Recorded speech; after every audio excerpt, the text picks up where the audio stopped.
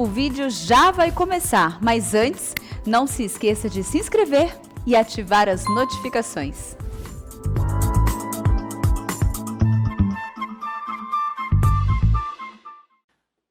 Nesse mês de dezembro, no primeiro domingo de dezembro, nós encerramos o ano letivo da escola dominical. E fica somente essa sala aqui do templo, como uma classe, onde todos os adultos, jovens e adolescentes que quiserem vir, venham para cá. E também são temas livres que a gente sempre procura falar, né, com as pessoas. Eu quero abrir a palavra de Deus no Evangelho de João, capítulo 14. E na semana passada eu falei aqui sobre cura interior pela palavra de Deus. Mas hoje eu quero meditar com vocês sobre algumas promessas de Deus de encorajamento. Encorajamento. Todos nós precisamos de encorajamento. Em qualquer momento da nossa vida, em qualquer circunstância, sempre nós precisamos de uma palavra, né, de força, de motivação. E quem é adepto da leitura de autoajuda, compra aqueles livros e sempre os livros de autoajuda vai dizer para você que você tem que resolver seus problemas você mesmo, de dentro para fora, né? E nem sempre, né? O apóstolo Paulo diz assim: o bem que eu quero fazer, esse eu não faço. Mas o mal, esse eu faço. E você dizer para mim, eu sou ansioso, sou impaciente. Você dizer para mim assim: Arival, deixe de ser ansioso. Não resolve nada. Eu gosto da sua palavra, mas quem é ansioso, né? Quem tem as suas lutas, e alguém diz: pastor Arival, o senhor precisa deixar de ser ansioso, porque ansioso é incredulidade. Eu falei: tudo bem, meu irmão. Mas eu sou crente. Porque muitas vezes os nossos problemas, eles estão presentes na nossa estrutura, né? Por que a gente precisa de cura interior? Primeiro, porque antes de ser crente, eu e você, nós tivemos uma vida pregressa. E ali nós fizemos coisas, sofremos coisas que vão ficar marcadas na nossa vida.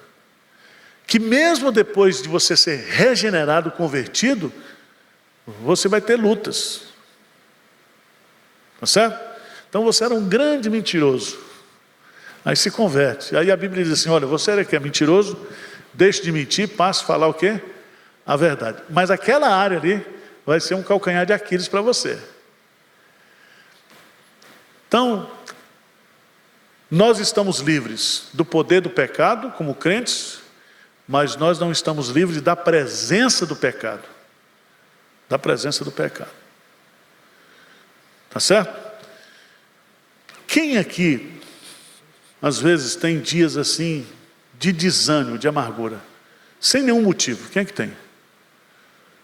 Bem-vindo ao mundo dos normais. Porque você não é super crente. Você não é. E por isso que Deus vai usar aqui, Jesus Cristo vai usar uma expressão, João 14, versículo 16. Deixa a Bíblia aberta, nós vamos caminhando aqui. Diz assim: e eu rogarei ao Pai, e Ele vos dará outro Consolador, a fim de que esteja para sempre convosco.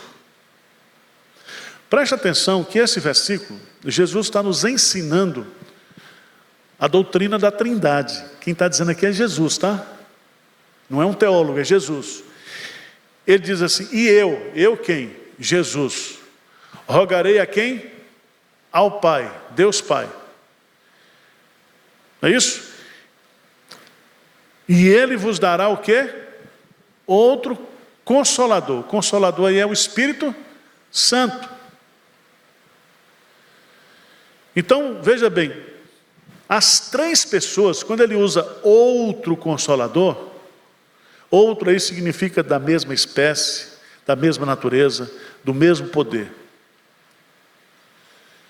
Então, aqui, Jesus está nos fazendo uma promessa de consolo sobrenatural. Não é consolo humano, é consolo sobrenatural. Vamos dar um pulinho, por favor, rapidamente, lá em 2 Coríntios, capítulo 1.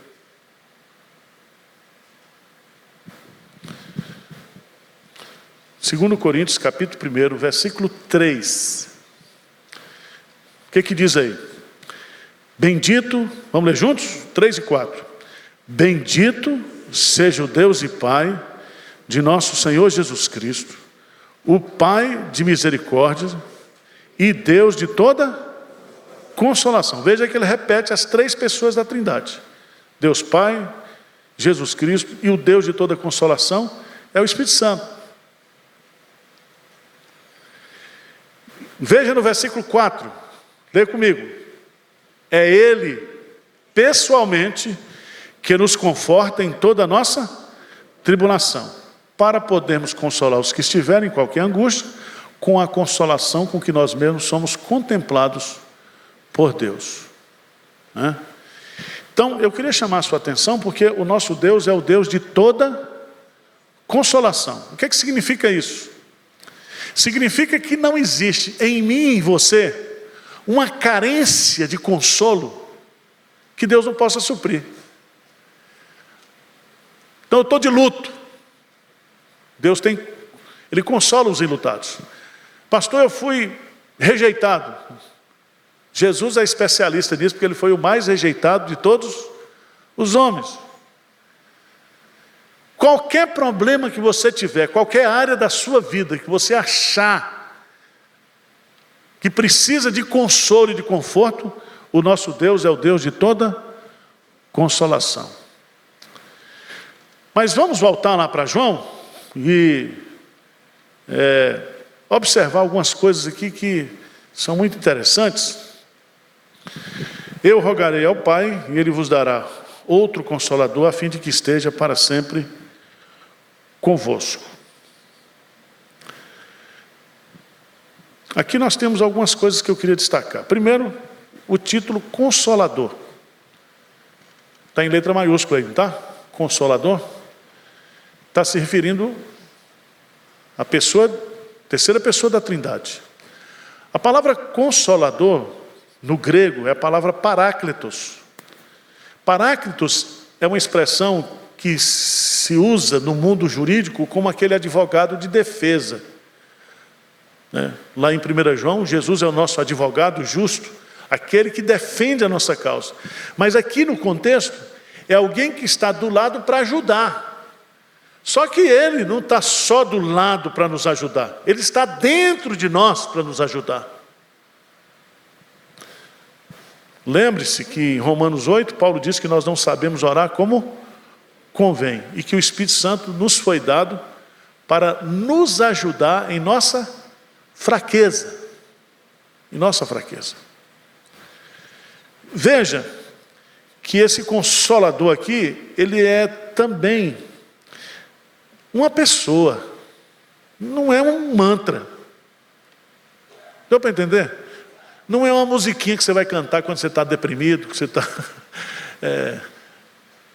canta isso aqui que você vai melhorar. Faça aí umas técnicas de respiração. Quem gosta de fazer yoga, não sei o quê, tudo bem, faz o que você quiser. Põe até o sonzinho da cachoeira lá. Mas não vai resolver, porque tem coisas em nós que só Deus pode resolver. Por isso que o Consolador aí é uma pessoa, é Ele quem nos consola. Vocês estão entendendo ou não? Então não é um pensamento positivo, é uma pessoa que está conosco para nos consolar. Aí, você entende, né? Vamos lá para Atos dos Apóstolos, capítulo 23. Versículo 11. Atos dos Apóstolos, capítulo 11, versículo 23.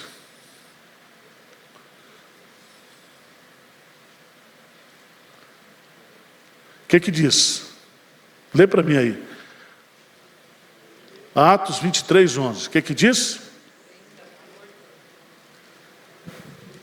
Na noite seguinte, pondo-se o Senhor, pondo-se ao lado dele, disse: coragem, pois do modo porque deste testemunho a meu respeito em Jerusalém, assim importa também o faças em Roma. Quem foi que se pôs do lado dele, de Paulo? O Senhor. E diz assim: coragem. Vocês não vão entender? Aí está a ideia, pondo-se ao lado dele, para lhe encorajar. Agora, veja outro detalhe. Esse Consolador, é o ministério dele, de consolar. Esse consolo é pessoal. Agora, veja outro detalhe nesse versículo.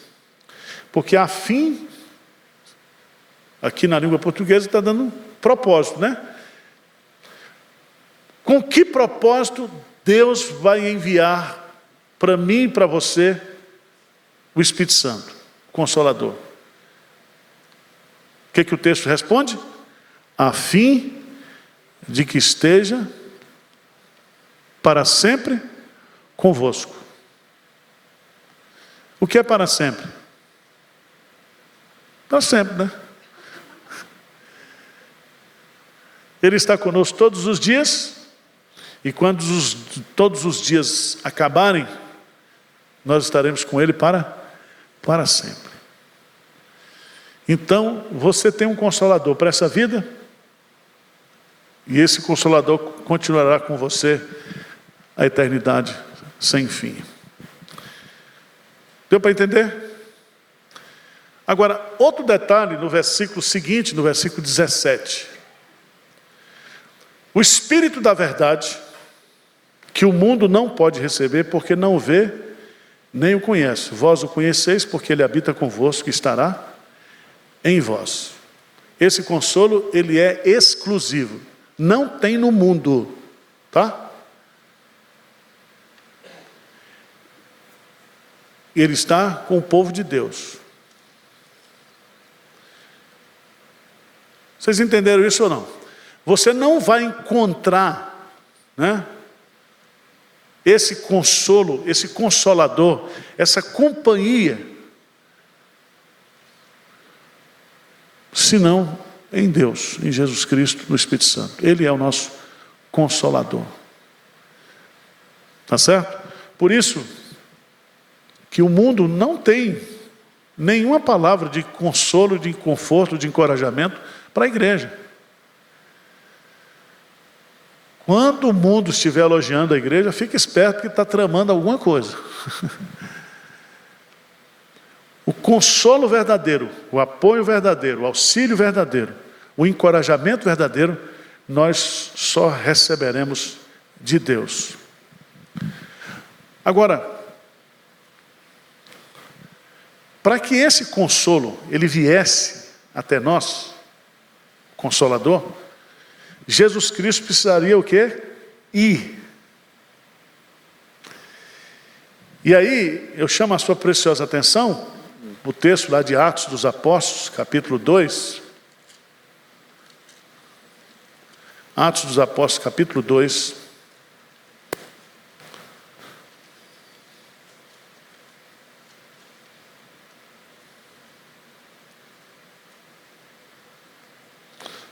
Versículo 32 e 33. Lê comigo aí. Atos 2, 32 e 33. O que diz? A este Jesus Deus ressuscitou, do que todos nós somos testemunhas. Exaltado, pois, à destra de Deus, tendo recebido do Pai a promessa do Espírito Santo, derramou isto que vedes e ouvis. Então, quando Cristo foi exaltado, após a sua ascensão, ressurreição e ascensão, o primeiro ato dele como o Cristo entronizado foi enviar para nós o Consolador, o Espírito Santo. Então o Espírito Santo está conosco hoje, o Espírito Santo está aqui com a gente agora, o Espírito Santo vai estar conosco todos os dias da nossa vida, para exercer esse ministério maravilhoso de nos consolar, de nos confortar. Amém?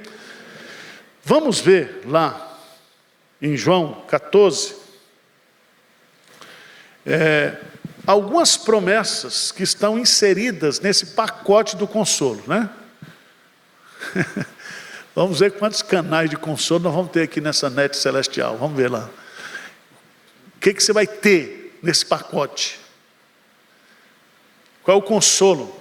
O tipo de consolo que você vai receber?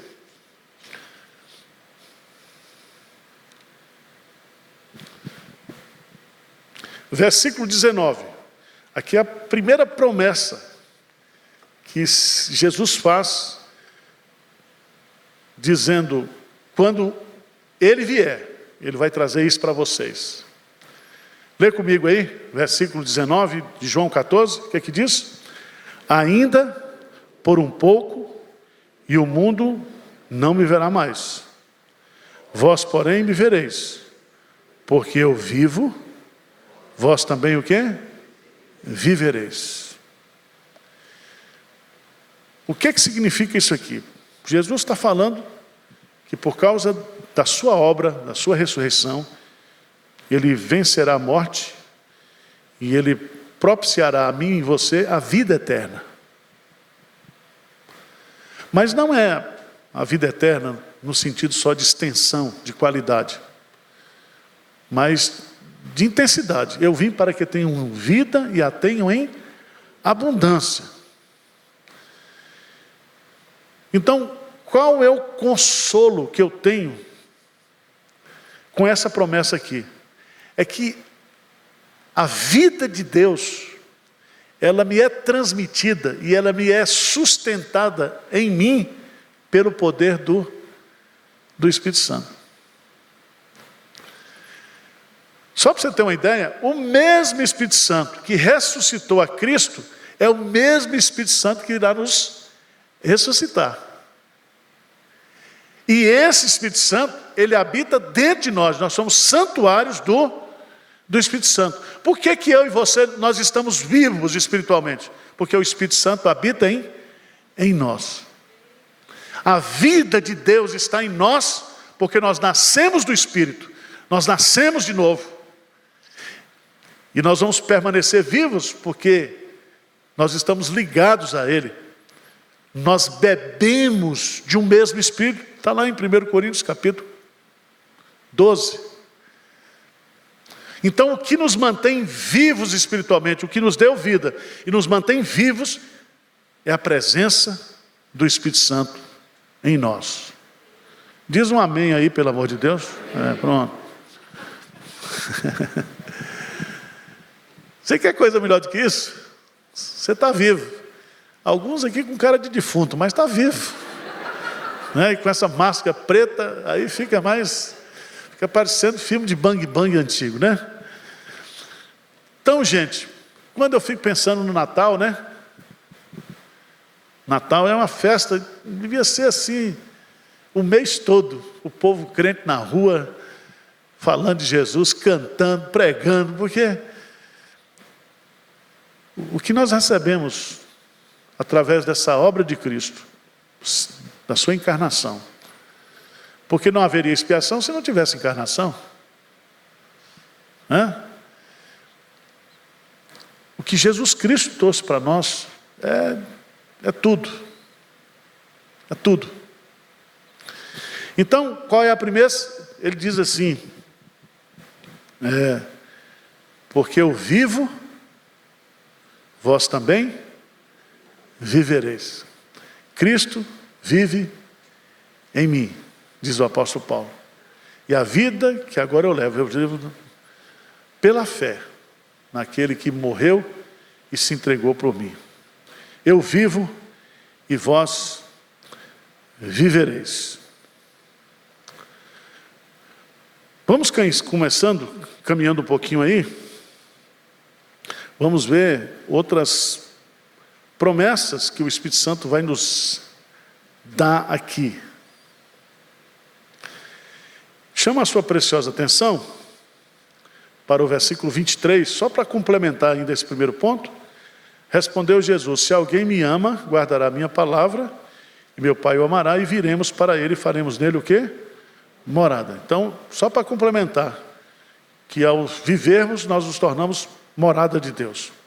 Mas, segundo lugar, segunda promessa sobrenatural que nós temos aqui, está no versículo 26. 14, 26. O que é que diz aí?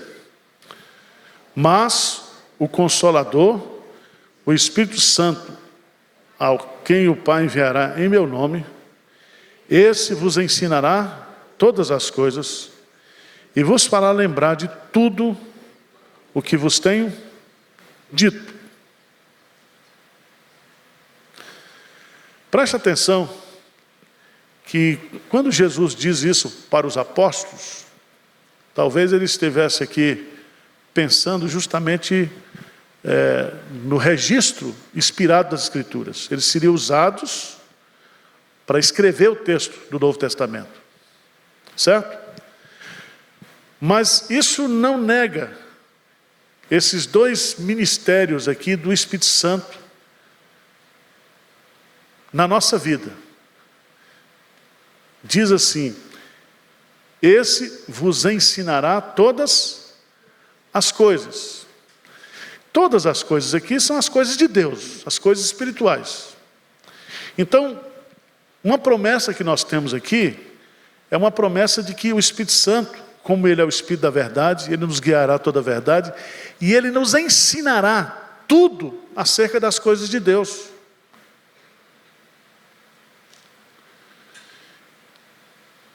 Então, essa é uma promessa, porque eu não sei como decidir, eu não sei como fazer, mas o Espírito Santo nos ensina. O Espírito Santo nos ensina. Nós temos... abra a sua Bíblia, por favor, lá em Hebreus.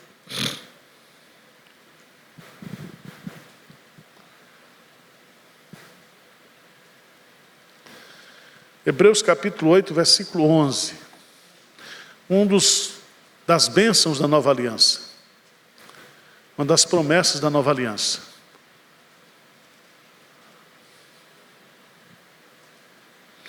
No versículo 10 e 11 diz assim: porque esta é a aliança que firmarei com a casa de Israel depois daqueles dias, diz o Senhor.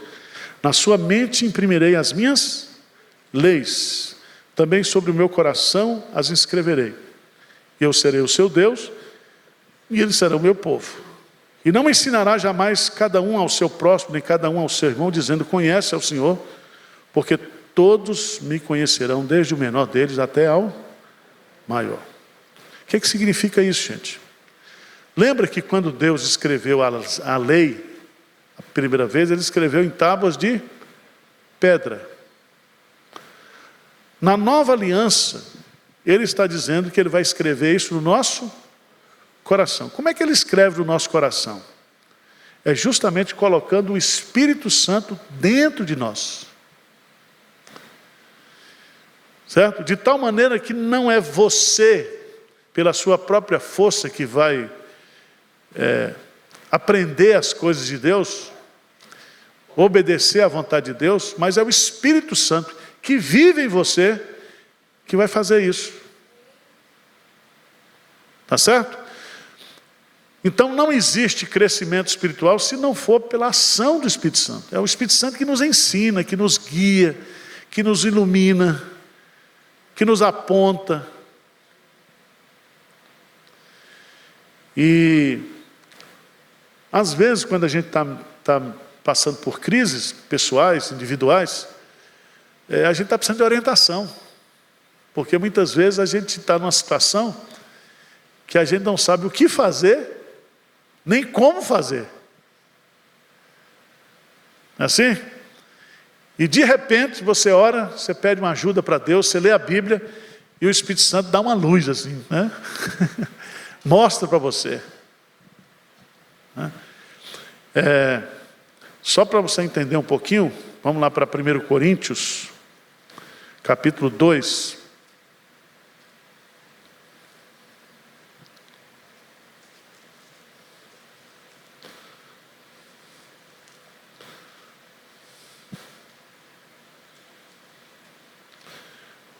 Versículo 14, diz assim, 1 Coríntios 2, 14, diz aí: o homem natural não aceita as coisas do Espírito de Deus, porque eles são loucura, e não pode entendê-las porque elas se discernem espiritualmente. Porém, o homem espiritual julga todas as coisas, mas ele mesmo não é julgado por ninguém. Pois quem conheceu a mente do Senhor que eu possa instruir? Nós, porém, temos a mente de Cristo. O que é ter a mente de Cristo? É ter justamente o Espírito Santo dentro de nós, o Espírito da verdade, nos dando discernimento, compreensão espiritual das coisas. Você pode ler a Bíblia quantas vezes você quiser. Se o Espírito Santo não ensinar você, você não aprende nada. Você vira um fariseuzão, porque a letra o quê? Mata, e o Espírito vivifica. Certo? A lei em si é morta. Mas o que vai dar vida ao texto é o Espírito. Foi o Espírito que revelou a Escritura, foi o Espírito que inspirou o registro da Escritura, e é o Espírito Santo que ilumina a minha mente para eu compreender isso aqui. Talvez você fala, pastor, mas isso está muito filosófico, está muito espiritual. Não, não é assim não. É porque você não percebe. Deus fala com você o tempo todo. Deus dá discernimento para você de cabo safado. O cara quer passar a perna em você. Deus mostra. Deus está com a gente, irmãos. É porque a gente não aproveita isso, não explora isso. Mas Ele está com a gente. O homem que teme ao Senhor, Ele o instruirá no caminho que deve o quê? Escolher. Ele aponta o caminho aos pecadores. Ele mostra saídas para a gente, Ele dá discernimento. Você está diante de um problema, você ora e você começa a enxergar coisas que você não estava enxergando. Ou vem gente, Deus põe pessoas para mostrar para a gente o que a gente não estava vendo. Deus está nos ensinando. Está nos ensinando. Mas Deus trabalha não somente do ponto de vista didático, mas Ele trabalha também na nossa memória, né? Na nossa memória. E Ele vos fará lembrar de tudo que vos tenho dito. Vou ensinar um negócio para vocês aqui. Quando você estiver passando por um sufoco, você fala assim para Deus: Deus, me manda um versículo aí para esse assunto aqui, né? O profeta Jeremias não disse: quero trazer a memória, o que pode me dar o quê? Irmãos, só o ser humano tem memória. O que o cara da Microsoft fez foi simplesmente copiar o ser humano e botar no computador.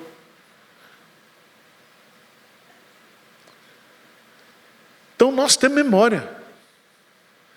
E às vezes é assim, você está num sufoco lá, aí diz: Ele vos fará lembrar. Aí vem aquele versículo, vem aquela palavra, e ali você, naquele momento, você é o quê? Ensinado. Ensinado. Tem uns textos na Bíblia que deixa eu ver se eu acho aqui, mas eu queria mostrar para vocês.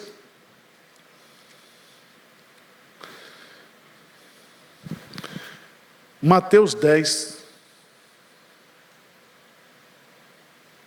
Mateus 10.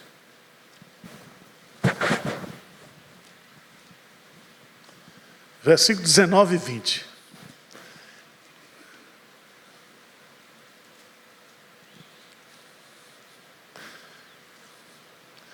Quem já enfrentou uma situação em que você teria que dizer alguma coisa, mas você não sabia o que dizer? E principalmente num contexto que você está sendo questionado porque você é crente.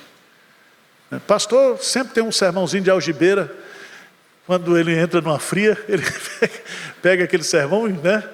Mas veja a promessa de Jesus aqui, né? 19 e 20. E quando vos entregarem, não cuideis em como ou que haveis de falar, porque naquela hora vos será o quê? Concedido o que haveis de dizer, visto que não sois vós os que falais, mas o Espírito de vosso Pai é quem fala em vós. Coisa linda, né? Então, no sufoco, na luta, Deus vai ensinar você, Deus vai falar através de você, Deus vai trazer à sua memória coisas que você jamais imaginava. E depois, quando terminar tudo, você vai dizer, mas como é que eu fiz isso? Como é que foi? Né? Você vai ficar surpreso. Mas foi Deus que lhe ajudou.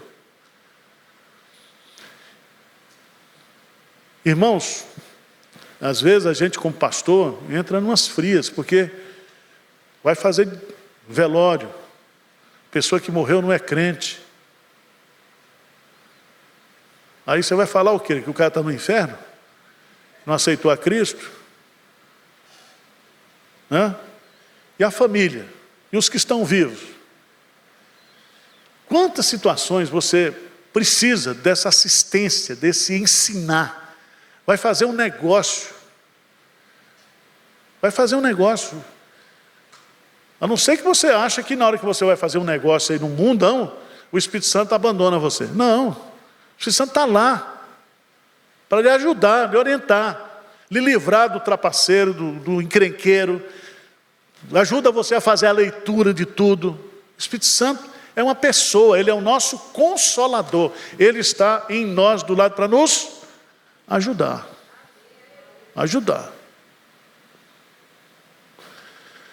Mas vamos lá. Terceira coisa aqui, terceira promessa que nós temos aqui em João 14. Promessa de vida, promessa de ensino.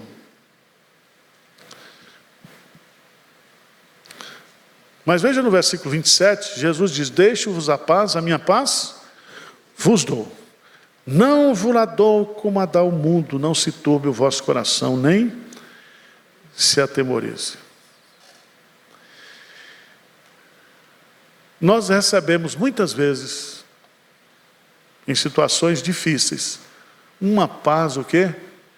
Sobrenatural. Preste atenção, irmãos. Paz não é a ausência de guerra. Não é a ausência de problema. Paz é você experimentar Deus no meio do conflito, no meio da luta, no meio da briga. E é muito interessante, porque essa paz, ela é exclusiva de Jesus, é a minha paz. Ela é uma dádiva. Ela não pode ser dada por ninguém, o mundo não nos pode dar. E essa paz, ela é derramada no nosso coração, no nosso mundo interior, para que a gente possa agir em paz naquele momento. Vamos pegar o texto que nós cantamos aqui hoje, 2 Tessalonicenses, capítulo 3. O apóstolo Paulo vai nos ensinar aqui, né? 2 Tessalonicenses, capítulo 3. Versículo 16, diz assim, 3,16. Ora, o Senhor da paz. O que significa o Senhor da paz? Que Ele é dono da paz. Ele é o proprietário da paz. Ele é a fonte de toda paz sobrenatural. O Senhor da paz, Ele mesmo, novamente a ênfase de que o consolo é o quê? pessoal, Ele mesmo vos dê, está no presente contínuo, vos dê continuamente a paz em o quê? Todas as circunstâncias. Porque tem circunstâncias que são complicadíssimas. Quer dizer, Ele derrama a paz, Ele derrama luz nas nossas trevas. Ele derrama paz. Como diz o salmista lá, o coração do justo não teme notícia ruim. Porque o coração dele está firmado em Deus, na paz. Na paz. Então, se você, ou na hora que você estiver vivendo um momento assim, difícil da sua vida, circunstâncias difíceis, você ora, diz: Senhor, me dê essa paz aí. Que essa paz do Senhor possa encher meu coração aqui agora para eu poder resolver essa situação conflitante, circunstancial, né? Eu preciso muito disso aqui, sabe? Nos relacionamentos. Não é assim? Faça um histórico, você vai descobrir que as maiores dificuldades que você tem são as pessoas. As pessoas. Porque tem gente que nasceu para tirar nossa paz. Ele veio ao mundo, como diz lá, para destruir os nossos sonhos, entupir os nossos poços, né? Tem gente que é especialista nisso, e ele tem prazer nisso. E Deus põe o cara do lado da gente.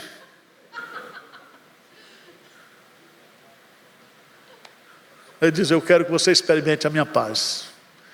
Quero que você experimente a minha paciência, amor, né? E é tão interessante porque se Deus conhece os nossos pontos fracos, o diabo também conhece. Ele não conhece do ponto de vista de onisciência, porque ele não pode, mas ele conhece o nosso perfil e ele nos acompanha. Então, peça essa paz, tá? Sobrenatural aí. Vamos caminhar rapidamente, capítulo 15, versículo 26. Vem algo que eu chamaria aqui de capacitação. Diz assim: quando porém vier, 15, 26, o Consolador que eu vos enviarei da parte do Pai, o Espírito da verdade que dele procede, esse dará testemunho de mim. E vós também testemunhareis, porque estáis comigo desde o princípio. Então aqui, eu chamaria isso aqui de capacitação para dar o testemunho. Capacitação para testemunhar o seu relacionamento com Deus, né, a sua ligação com Ele, né, porque Ele diz claramente aí: e vós também testemunhareis, porque estáis comigo. Então o fato da gente estar ligado a Cristo e Cristo ligado em nós, isso vai nos levar a passar por experiências, circunstâncias, onde nós teremos que testemunhar. E esse poder de testemunhar de forma eficaz, só nos é possível pelo poder do Espírito Santo. Ficai em Jerusalém, até que do alto sejais revestidos de poder. E recebereis poder ao descer sobre vós o Espírito Santo, e ser-me-eis o quê? Minhas testemunhas.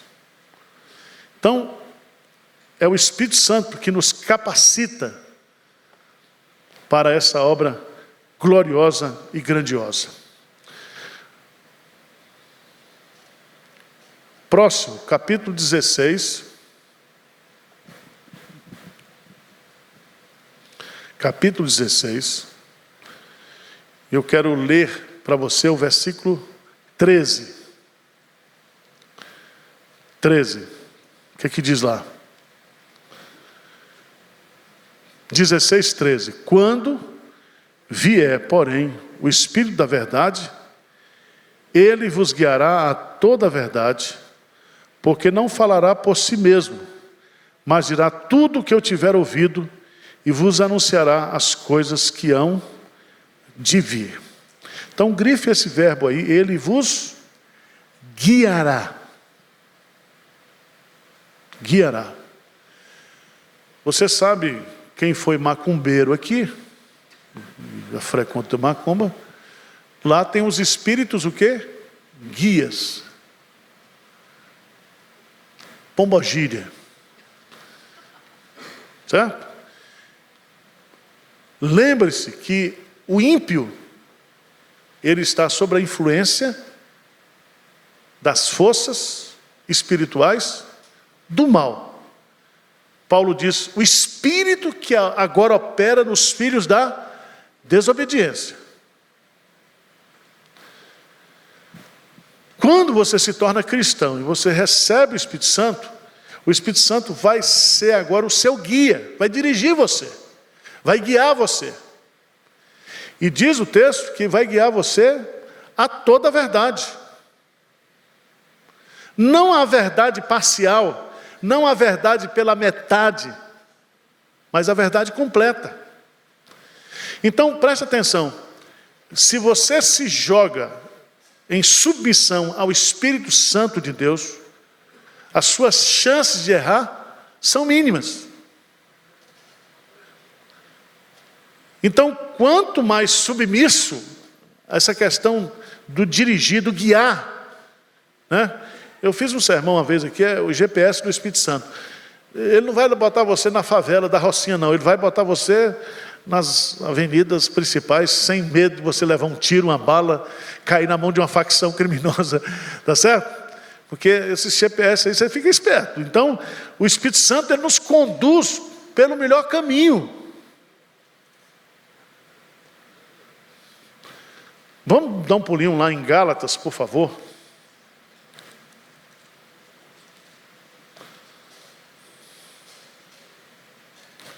Gálatas capítulo 5.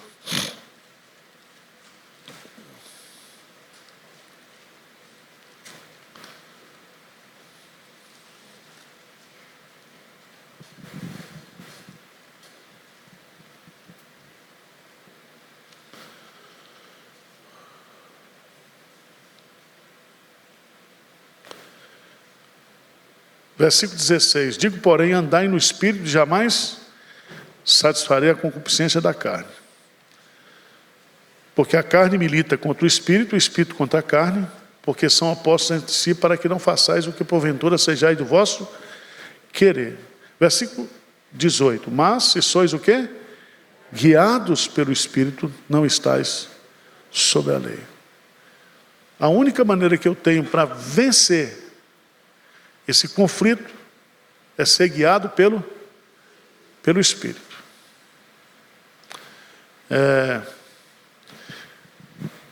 E aí que eu quero dizer uma coisa para você, porque tem uns irmãos que estão vindo dessas igrejas pentecostais e fala sobre unção para lá, unção para cá, uns não são, outros são, é uma confusão danada, né?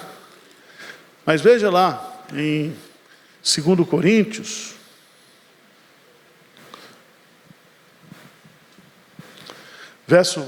capítulo 1, verso 21 e 22.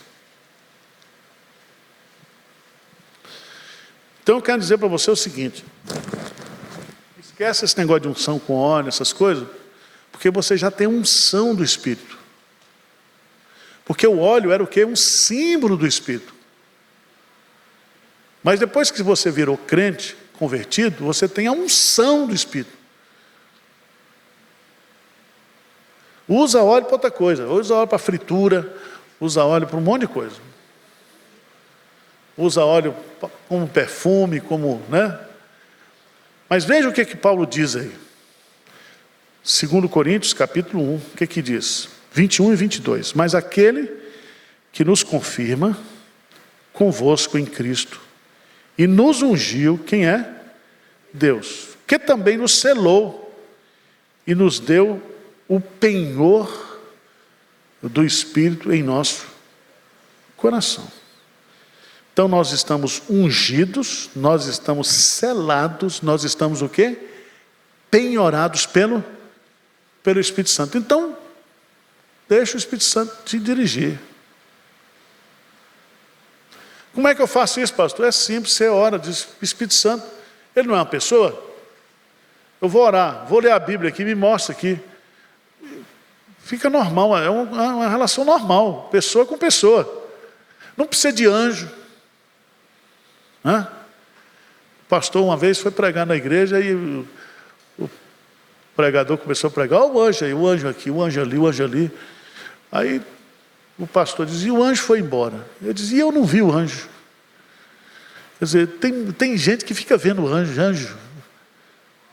Meu irmão, nós já temos a unção do Espírito. O Espírito Santo já está dentro de nós. Por fim, eu quero terminar.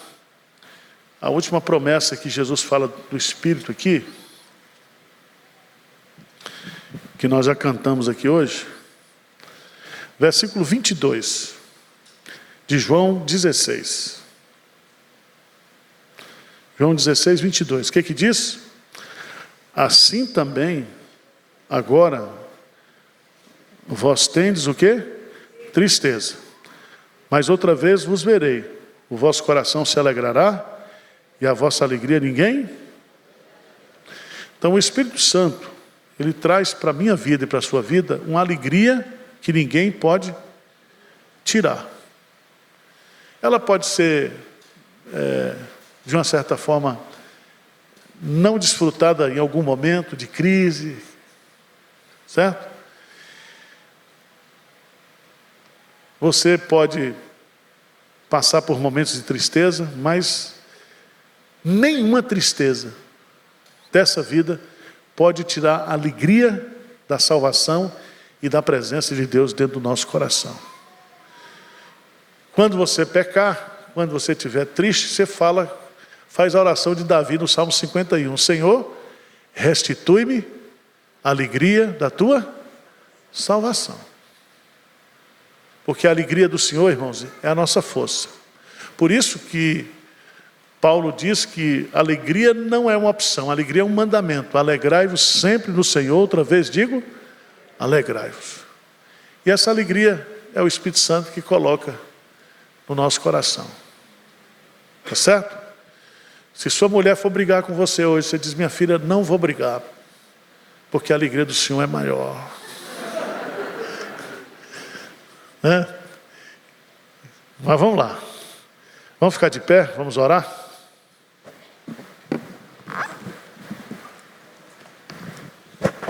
Senhor Deus, a Tua palavra é maravilhosa.